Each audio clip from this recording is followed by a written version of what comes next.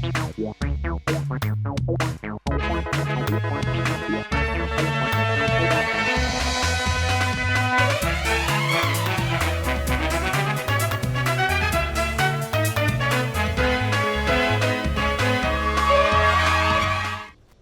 आप देख रहे हैं राष्ट्रीय समाचार और मैं हूं आपके साथ प्रिया पांडे। आइए एक नजर डालते हैं आज की हेडलाइंस पर।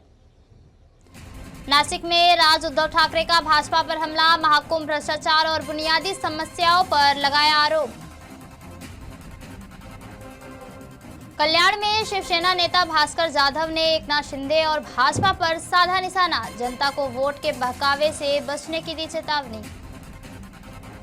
जदयू ने केसी त्यागी से दूरी बनाई, नीतीश कुमार को भारत रत्न देने की उनकी मांग को किया निजी बयान। मुंबई और महाराष्ट्र में नगर निकाय चुनाव की तैयारी पूरी, राज्य सरकार ने सुरक्षा और मतदान व्यवस्था को कड़ा बनाया। सोमनाथ मंदिर पर 1000 साल बाद विध्वंस की स्मृति में सोमनाथ स्वाभिमान पर्व का भव्य आयोजन, साधु संतों ने निकाली शौर्य यात्रा।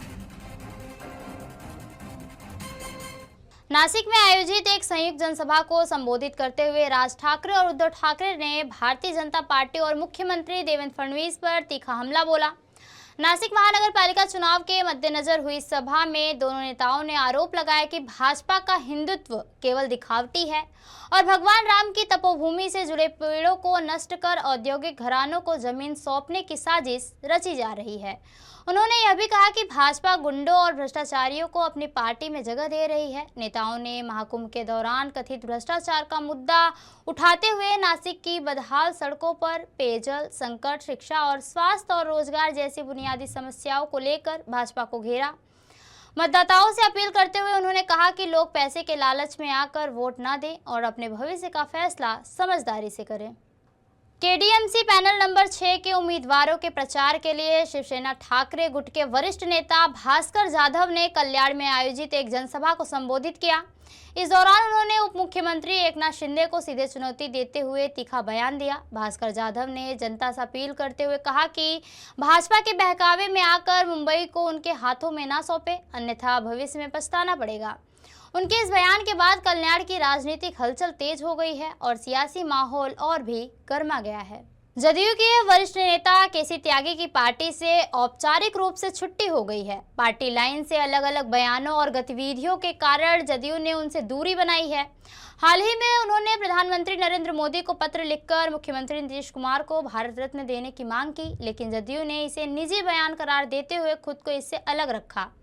पार्टी प्रवक्ताओं ने स्पष्ट किया कि केसी त्यागी का अब पार्टी के मामलों से कोई औपचारिक संबंध नहीं है और उनका पार्टी में होना भी स्पष्ट नहीं है। पत्र में केसी त्यागी ने लिखा था कि जैसे पिछले साल चौधरी चरण सिंह और कर्पूरी ठाकुर को भारत रत्न मिला, उसी तरह नीतीश कुमार को भी सम्मान के हकदार हैं। के दिनों में केसी त्यागी जी के कई बयान आते रहे हैं। इन बयानों का पार्टी की विचारधारा और पार्टी के आधिकारिक स्टैंड से कोई लेना देना नहीं है। दरअसल वो पार्टी के साथ हैं या नहीं, पार्टी के कार्यकर्ताओं को और नेताओं को ये भी पता नहीं है। इसलिए उनके बयानों को उनकी निजी क्षमता में दिए गए विज्ञप्ति के तौर पर और बयान के तौर पर देखा जाना चाहिए।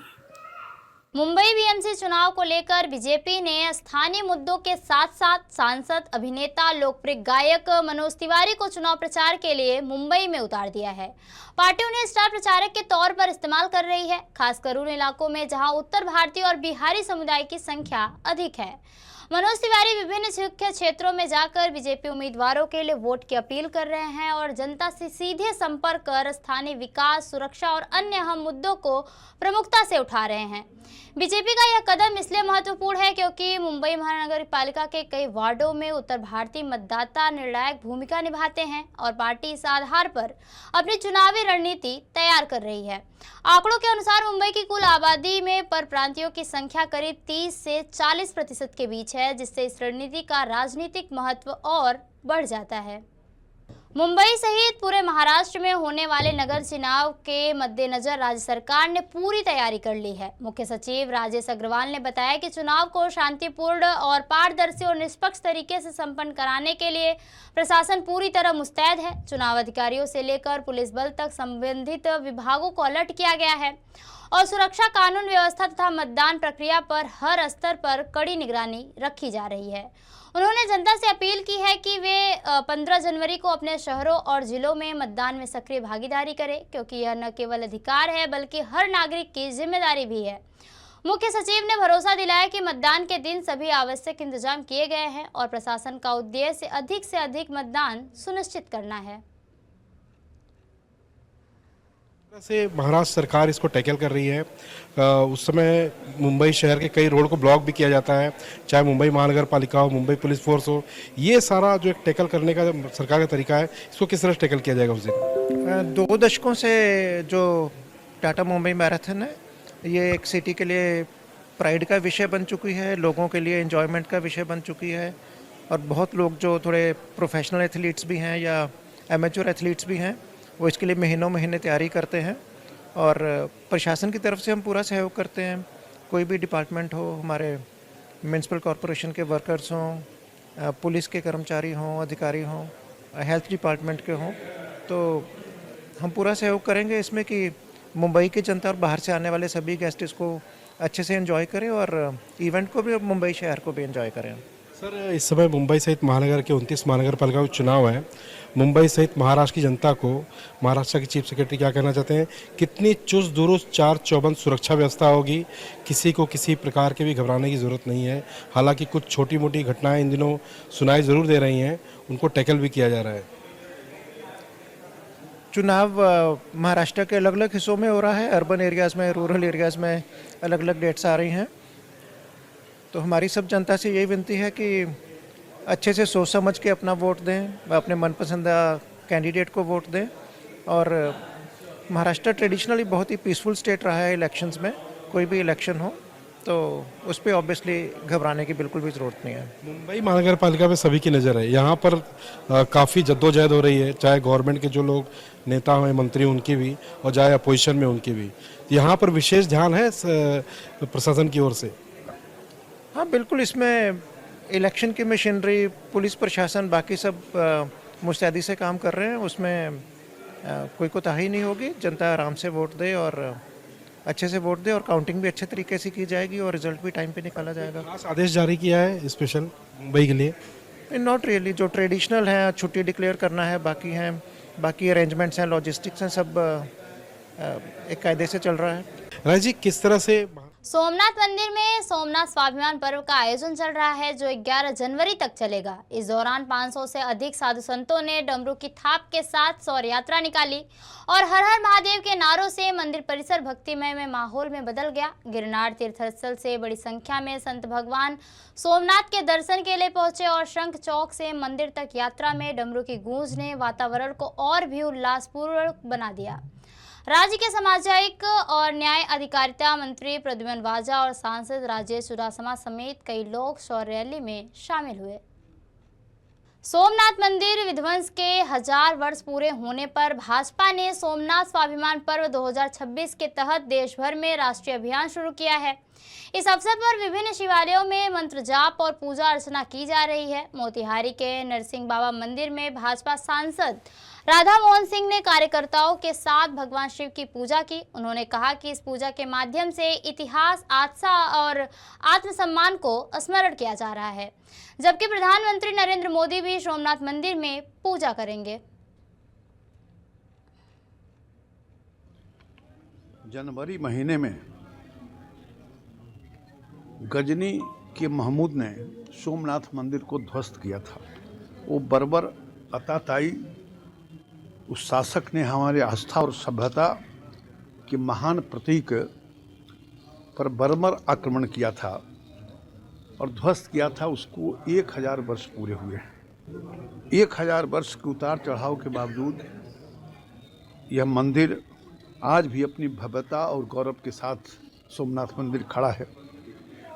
10 जनवरी को देश के सभी शिवालयों में आज देश भर के लोग ओंकार मंत्र का जाप कर रहे हैं। हम लोग भी यहाँ के मंदिर में, नरसिंह बाबा मंदिर में आज बड़ी संख्या में शहरवासी मंत्र का हम लोगों ने जाप किया है और सोमनाथ मंदिर की अखंडता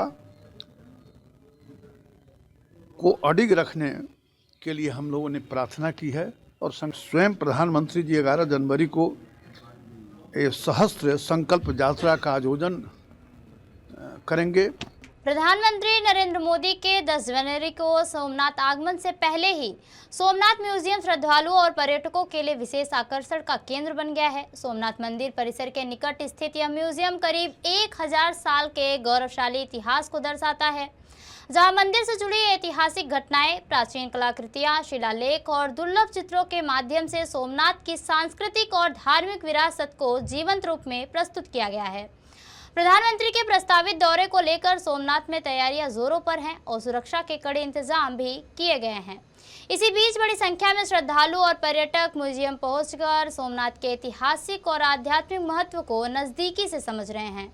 सोमनाथ म्यूजियम अब इतिहास प्रेमियों के साथ साथ देश की आस्था, संस्कृति और संघर्ष की कहानी को जानने का एक प्रमुख केंद्र बनकर उभरा हुआ है।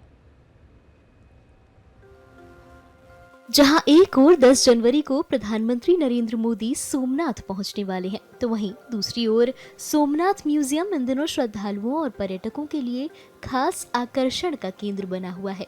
सोमनाथ मंदिर परिसर के पास स्थित ये म्यूजियम करीब 1000 साल के गौरवशाली इतिहास को दर्शाता है। यहाँ मंदिर से जुड़ी ऐतिहासिक घटनाएं, प्राचीन कलाकृतियां, शिलालेख और दुर्लभ चित्रों के माध्यम से सोमनाथ की सांस्कृतिक और धार्मिक विरासत को जीवंत रूप से प्रस्तुत किया गया है। बता दें कि प्रधानमंत्री के प्रस्तावित दौरे को लेकर सोमनाथ में तैयारियां जोरों पर हैं। सुरक्षा व्यवस्था के भी पुख्ता इंतजाम किए गए हैं। इसी बीच बड़ी संख्या में श्रद्धालु और पर्यटक म्यूजियम का रुख कर रहे हैं और सोमनाथ के ऐतिहासिक महत्व को नजदीक से समझ रहे हैं। सोमनाथ म्यूजियम न सिर्फ इतिहास प्रेमियों के लिए बल्कि देश की आस्था, संस्कृति और संघर्ष की कहानी को जानने का एक अहम केंद्र बन गया है। जो अभी हमारे नरेंद्र भाई सोमनाथ स्वाभिमान पर्व की जो कार्यक्रम हो रहा है, उस संदर्भ में भगवान सोमनाथ जी के दर्शन के लिए हम आए और यहाँ हमने 1000 साल पुराने अवशेष, हमारी धरोहर, हमारी संस्कृति का जो विवरण यहाँ प्रदर्शन देखा। लेटे हुए शिव जी, लेटे हुए विष्णु जी, नवग्रह, होलिका, और ये जो हमारी हजारों साल पूरी जुनी परंपरा, हमारी धरोहर आज देखी। उस दिन की याद हमें आ गई जब मोहम्मद गजनवी ने 1000 साल पहले धर्मांधता में मुसलमान लोगों को यहाँ धर्म फैलाने, लूटने के हेतु हमारे हिंदू प्रजा पर, हमारी आस्था पर, हमारी धरोहर पर हमला किया। उस हमले में हमारे कई लोग शहीद हुए। हमारे हमीर जी गोहिल और क्षत्रियों और भीलों और हिंदू प्रजा साथ में मिलके लड़ाई लड़ी और कमल पूजा की और शहीदी की और रक्षा की। उन्होंने जो हमला किया है वो हमारी हिंदू परंपरा पर हमला किया है, उसकी याद दिलाती है। ये म्यूजियम देख के हमें हमारी संस्कृति का गौरव महसूस होता है। 1000 साल पहले हमारी सभ्यता, हमारी इतनी मजबूत थी, कला, संस्कृति, भक्ति और दूसरों के लिए जीने की परंपरा, ये हमने दुनिया को सिखाई है। सूरत के लाल भाई कॉन्ट्रैक्टर स्टेडियम में इंडियन स्ट्रीट प्रीमियर लीग यानी ISPL सीजन 3 की भव्य शुरुआत हुई। इस मौके पर सदी के महानायक Amitabh Bachchan, master blaster Sachin Tendulkar, team India के स्टार सूर्य कुमार यादव और साउथ सुपरस्टार रामचरण और बॉलीवुड अभिनेता अक्षय कुमार सहित कई नामचीन हस्तियां मौजूद रही। 2026 तक सूरत के स्टेडियम में ISPL 2026 की कुल 44 मैचें खेली जाएंगी। ओपनिंग सेरेमनी की बात करें तो इसको खास बनाने के लिए 200 डांसरों ने शानदार सांस्कृतिक प्रस्तुतियां दी, जबकि लोकप्रिय टीवी एक्ट्रेस रूपाली गांगुली ने कार्यक्रम को होस्ट किया। ISPL में कई बड़ी फिल्मी हस्तियां अपनी अपनी टीमों के मालिक के तौर पर शामिल हुई। महाराष्ट्र के मुख्यमंत्री देवेंद्र फडणवीस मनपा चुनाव को लेकर राज्य भर में प्रचार प्रसार में जुटे हुए हैं। बीजेपी का यह अभियान केवल बड़ी सभाओं तक सीमित नहीं है, बल्कि गली मोहल्लों तक पहुंचकर जनता से सीधे संवाद पर केंद्रित है। फडणवीस ने धुले, जलगांव और नागपुर में रैलियों को संबोधित करते हुए विकास एजेंडे और युवा सशक्तिकरण पर जोर दिया। Party social media, talk show और युवा समर्थकों के माध्यम से प्रचार को व्यापक बना रही है, जबकि 40% उम्मीदवार 35 वर्ष से कम उम्र के लोग चुने गए हैं। मुख्य मुद्दों में स्थानीय बुनियादी और सुविधाओं और रोजगार पर फोकस है। मुंबई सहित महाराष्ट्र भर में मनपा चुनाव का जो शोर है वो देखते ही बनता है, लेकिन इस पूरे शोर में महाराष्ट्र के मुख्यमंत्री बीजेपी नेता देवेंद्र फडणवीस मुंबई सहित महाराष्ट्र के हर जिले और हर शहर में पहुंच रहे हैं।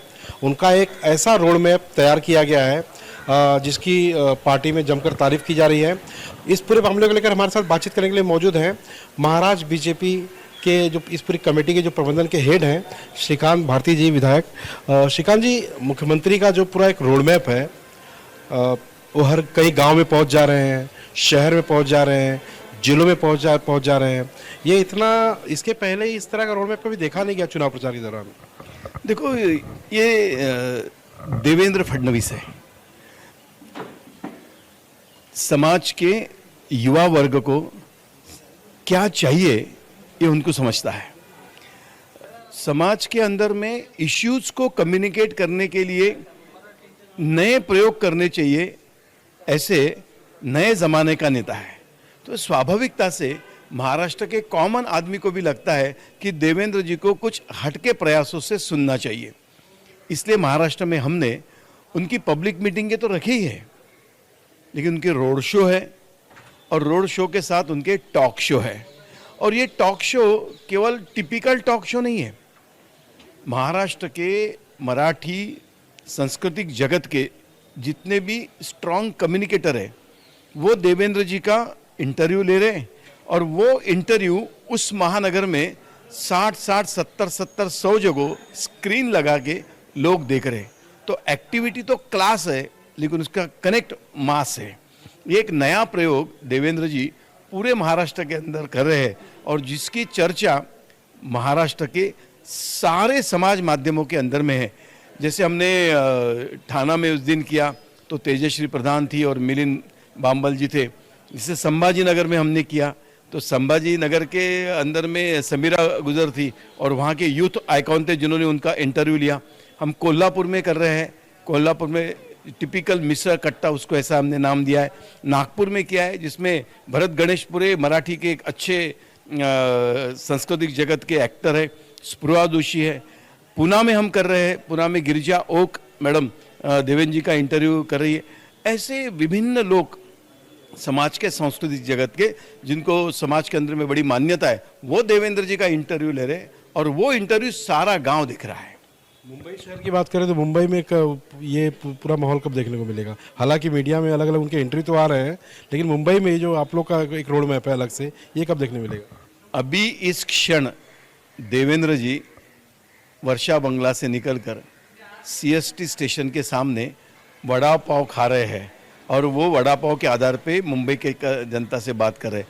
बस ये तो एक ट्रेलर है, अब देखो आगे क्या होता है। तो जिस तरह से मुंबई से लेके महाराष्ट्र के कोने के लिए गली मोहल्ले तक देवेंद्र जी पहुंच रहे हैं, हालांकि 29 महानगर पालिका कहा जाता है, लेकिन खास नज़र मुंबई महानगर पालिका पे है। देखो, हम जितनी मुंबई सीरियसली लड़ते हैं उतनी सांगली सीरियसली लड़ते हैं। हम जितनी पूना सीरियसली लड़ते हैं उतना ही पनवेल सीरियसली लड़ते हैं। हमारे लिए 29 ही नगर पालिका सेम है, लेकिन हाँ, स्वाभाविकता से मुंबई महाराष्ट्र की राजधानी है, देश की आर्थिक राजधानी है, तो इसके ऊपर फोकस तो स्वाभाविकता से ज़्यादा रहने ही वाला है। लेकिन मुंबई के आम आदमी ने तय कर लिया है कि वो महायुति के साथ में है, इसलिए स्वाभाविकता से हम जितना कैंपेन कर रहे हैं उतना रिस्पॉन्ड मुंबई कर जनता हमको कर रही है। प्रकाश जी, क्या कहेंगे कि क्या देवेंद्र जी के पूरे जो रोड मैप प्लान कैंपेन जो आप लोगों ने तैयार किया है महाराष्ट्र बीजेपी ने, उनके इस प्लान के आगे बाकी विपक्ष के सभी जो कैंपेन हैं, योजनाएं हैं या उनके रोड शो हैं, सभाएं हैं, वो सभी पूरी तरह से फेल हैं? मुझे बहुत बार ऐसा लगता है कि आप जैसे मीडिया पर्सन लोगों ने और जो लोग पॉलिटिकल असेसमेंट करते हैं इन लोगों ने इस वक्त के कैंपेन का असेसमेंट करना चाहिए। जहाँ तक मुंबई का सवाल है, आप कहीं ठाकरे बंधु दिखे, कहीं गए? उद्धव ठाकरे राज ठाकरे के घर में जा रहे शादी का एल्बम देखने के लिए। नासिक में आज राज उद्धव की सभा है, उसे किस तरह से देखते हैं? देखो, ठाकरे बंधु को केवल बम्बई नहीं, पूरे महाराष्ट्र ने पहचान लिया है। वो नासिक जाए, चाहे हिंगोली जाए, चाहे सांगली जाए, सारे लोगों को मालूम हो चुका है कि ये दोनों लोग इकट्ठा है, वो महाराष्ट्र के भले के लिए नहीं इकट्ठा है। ये दोनों लोग अलग क्यों हुए थे 20 साल पहले? क्या वजह थी अलग होने की? आप अलग क्यों हुए थे ये पहले नासिक की जनता को जाके बताइए, फिर आप जुड़े क्यों ये बताइए। और वो नासिक के जनता को मूर्ख नहीं बना सकते। नासिक की जनता ने भारतीय जनता पार्टी को समझा है, परखा है। हमने जिस प्रकार का महाकुंभ के विषय को लेकर तैयारी की है, ये नासिक की जनता जानती है, वो ठाकरे बंधु को समझ चुकी है। श्रीकांत भारती जो सीधे हमसे बातचीत कर रहे थे। कैमरा संतोष इसले के साथ सर्वेश तिवारी, राष्ट्रीय समाचार, मुंबई। खबरों का सिलसिला यूं ही चलता रहेगा। देखते रहिए राष्ट्रीय समाचार। धन्यवाद।